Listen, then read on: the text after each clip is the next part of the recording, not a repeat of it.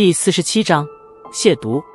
听着身上少年愤怒的低吼，萧玉一怔，旋即俏脸满是羞怒，死了命的挣扎，不过却被戾气忽然暴涨的萧炎紧紧地按住手腕脉门，一丝丝酥麻的感觉让得他身体有些使不出劲。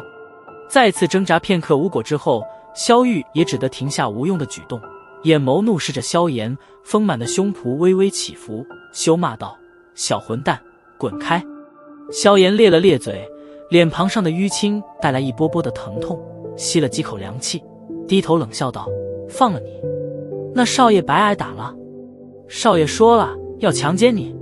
被一个小了好几岁的少年压在身上，并且口口声声地说着要强奸自己，萧玉在羞怒之余也是有些哭笑不得，他可不会相信这家伙真敢对自己做那事。手腕扭了扭，